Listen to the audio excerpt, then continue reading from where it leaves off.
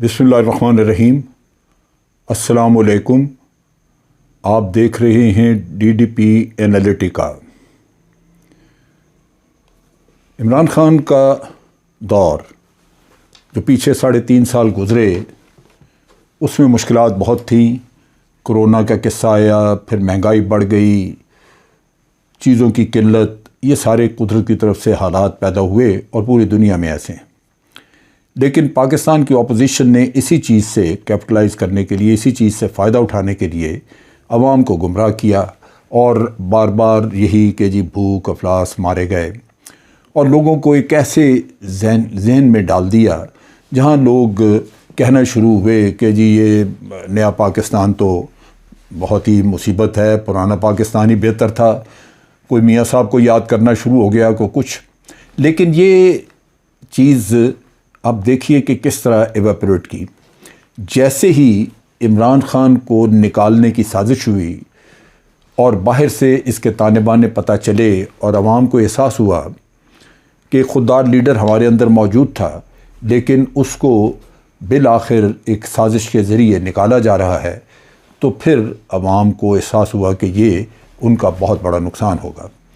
बावजूद बहुत सारी मुश्किलात के अवाम महंगाई भूल गई। अवाम ने वो जो मुश्किलात थी उनको, आज के दौर की, उनका ज़िक्र करना छोड़ दिया और एक यकजहती, एक ऐसा नज़र आया सिलसिला जहां अब इमरान खान को बहुत ज़्यादा मकबूलियत मिली और अवाम में एक जोश, एक जज्बा कि ये लीडर लाजमन दूसरों से मुख्तलिफ है।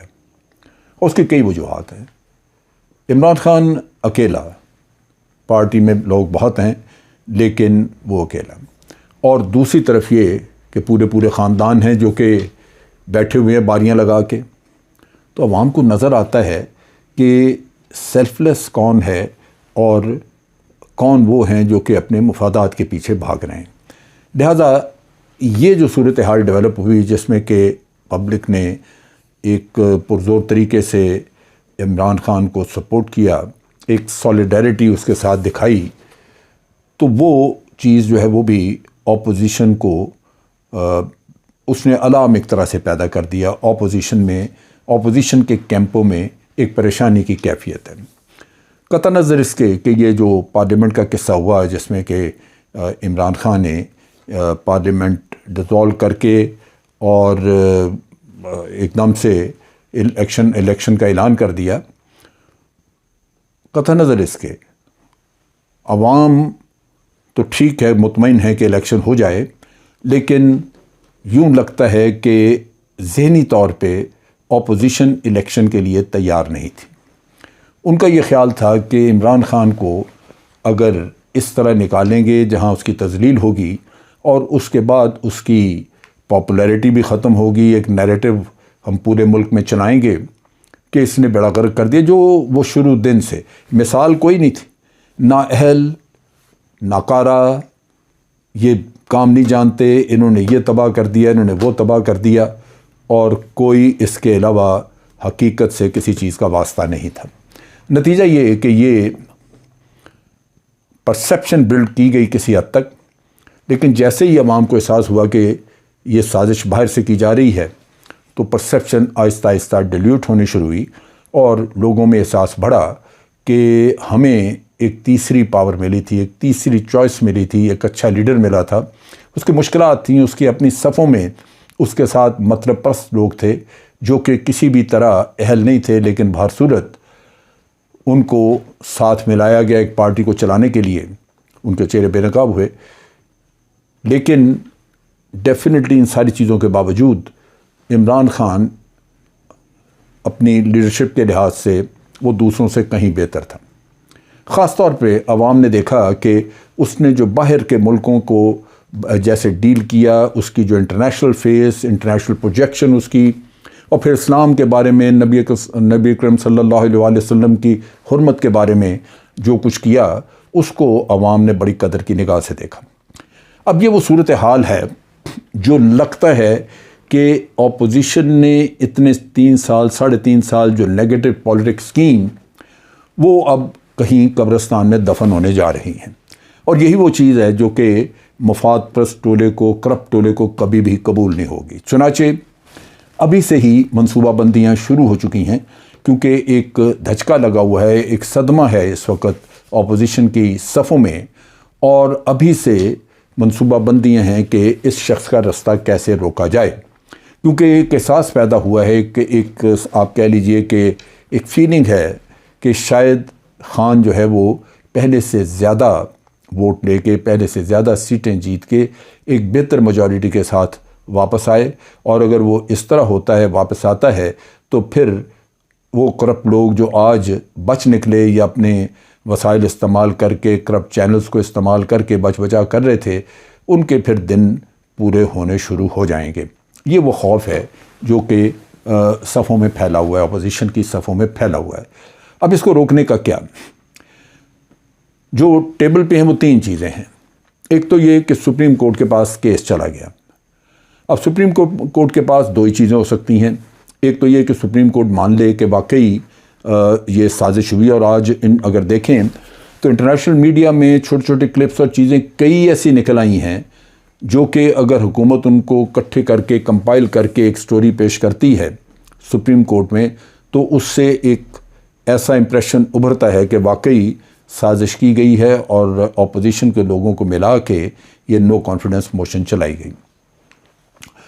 لیکن دوسرا یہ بھی ہو سکتا ہے کہ اگر سپریم کورٹ مطمئن نہ ہو ان شواہد سے جو پیش کیے جائیں گے، تو کوائٹ پاسبل کہ وہ اس چیز کو ریجیکٹ کر دیں اور کہیں جی سازش کوئی نہیں ہے، تو اس سے اپوزیشن کا مسئلہ حل ہو جاتا ہے۔ ان کو جو ملنا چاہیے یا ملنے کے لیے وہ کوشش کر رہے ہیں وہ مل جائے گا۔ انہوں نے پہلے تو بینچ کو ہی آج متنازع بنانے کی کوشش کی اور کہا کہ لارجر بینچ یا فل بینچ بنایا جائے، یہ لارجر بینچ ٹھیک نہیں، لیکن چیف جسٹس نے اس کو ریزسٹ کیا اور اس کا کوئی جواز نہیں تھا، لیکن اپوزیشن کے پاس بہت کچھ کہنے کو ہے نہیں تھا۔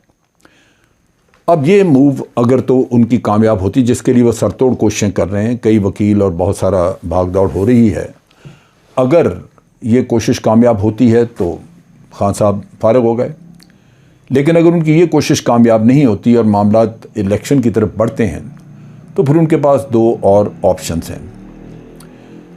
یہ ذہن میں رکھیے کہ آج جو پرسیپشن پورے پاکستان میں جہاں بھی ہم بات کرتے ہیں، الیکشن کمیشن کے بارے میں کوئی بہت اچھا تاثر نہیں ہے۔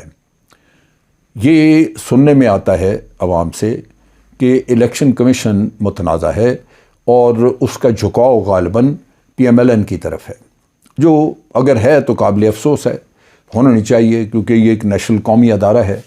لیکن اس کے بعض وہ نکات بعض اس کی طرف اشارے بتاتے ہیں، جس سے کہ ایک پرسیپشن بنتی ہے کہ شاید الیکشن کمیشن سے وہ فیئرنس کی یا غیر جانبداری کی جو توقع کی جاتی وہ شاید نہ ہو۔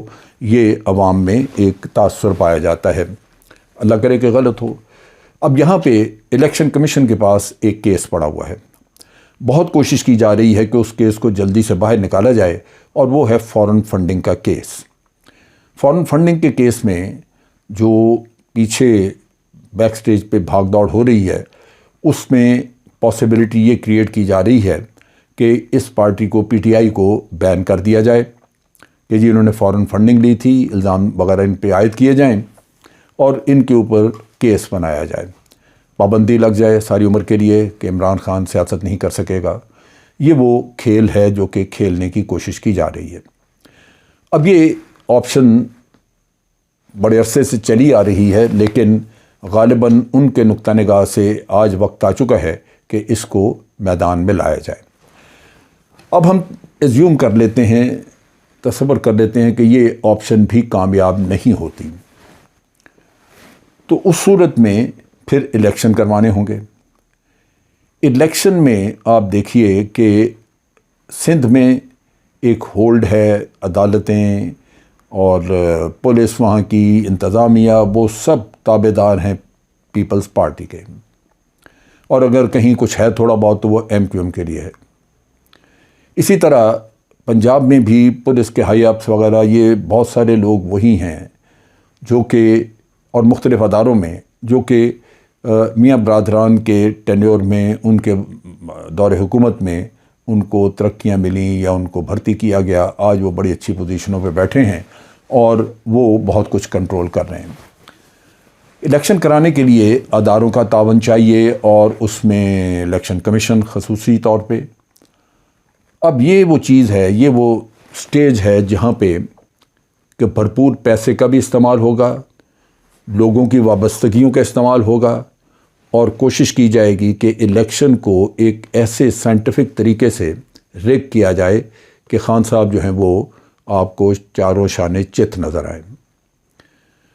اب یہ الیکشن میں ریگنگ کا یا الیکشن میں جو پلاننگ ہوگی، اس کو کاؤنٹر کرنے کا ایک ہی طریقہ ہے، اور وہ طریقہ یہ ہے کہ اس پورے سسٹم کو سائنٹیفکلی اسٹڈی کیا جائے۔ پی ٹی آئی اپنی ایک مضبوط کمیٹی ہر شہر کے لیے بنائے جو ان چیزوں کو نظر رکھے، اور عوام کا تعاون بہت ضروری ہوگا، کیونکہ یہ سازشیں، یہ چیزیں کرنے کے لیے جب آپ باہر نکلتے ہیں تو بہت کم ہوتا ہے کہ یہ 100% چھپ جائیں، یا کہیں نہ کہیں ان کی کچھ نہ کچھ بات باہر نکل جاتی ہے۔ سو اس پہ توجہ رکھنی ہوگی تاکہ ان چیزوں کو چیلنج کیا جا سکے۔ اگر یہ سارے مرحلے کنٹرول ہو جاتے ہیں اور یہ خدا کرے کہ صورتحال ایسی ڈیولپ ہو کہ ریگنگ نہ ہو سکے، یا یہ جو کیس ہمارے سامنے ہے فارن فنڈنگ کا، اس کا فیصلہ جو ہے وہ خان صاحب کے حق میں ہو، اور ادھر سپریم کورٹ بھی اس چیز کو ایک پازیٹیو نقطہ نظر سے دیکھے، تو پھر تو میدان صاف ہے۔ آج خان کی پاپولیرٹی پہلے کی نسبت بہت بہتر ہے، لیکن اگر یہ نہیں ہوتا تو مشکلات بہت ہیں۔ میں یہ تجزیہ آپ کے سامنے اس لیے رکھ رہا ہوں کہ میں چاہتا ہوں کہ ہم سب کوئی بہت اچھی امیدیں لگا کے اگر بیٹھے ہوں تو بعد میں کوئی چیز جب امید ٹوٹتی ہے تو اس وقت صدمہ ہوتا ہے۔ امیدیں رکھنا، اللہ تعالیٰ سے اچھا گمان رکھنا بہت ہی اچھی بات ہے، مسلمان کا فرض ہے یہ، لیکن اس کے ساتھ ساتھ اپنی آنکھیں اور کان کھلے رکھنا تاکہ سازشوں کو پکڑا جا سکے، یہ بھی اتنا ہی اہم ہے۔ آج کے لیے اتنا ہی۔ افواج پاکستان زندہ باد، پاکستان پائندہ باد۔